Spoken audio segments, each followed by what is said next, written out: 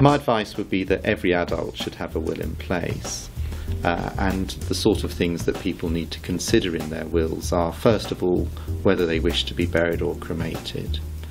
Secondly, who is going to administer their estate. The appointment of executors is crucial, particularly where minor children are involved. And again, where adults do have minor children, they also need to think about the appointment of guardians, who will be the people who look after those children until they become adults.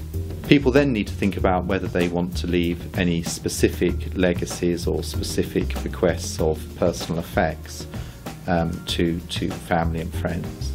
They then need to think about where they want to leave their residuary estate.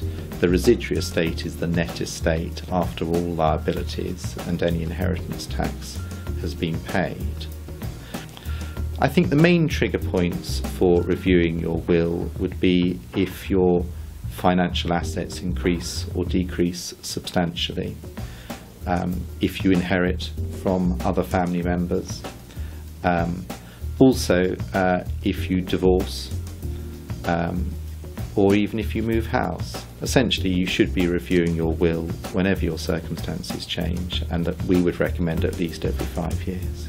The starting point is that if you marry or enter into a civil partnership, any will which you have in place previously will be revoked.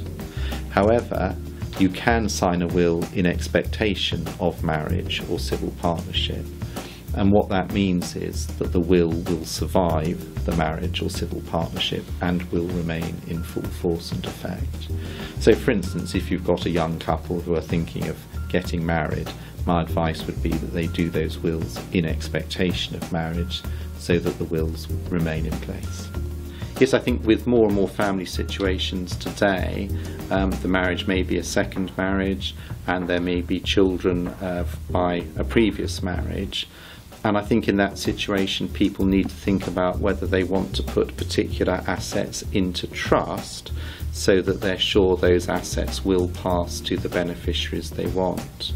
For instance, where there is a second marriage and there are children by the first marriage, what each party may want to do is to say that with the matrimonial home, the survivor of them has a right to occupy the deceased's share in the property, but that ultimately that share in the property will go to the children of the first marriage, so that each party can be sure that their respective children will inherit something from their estates.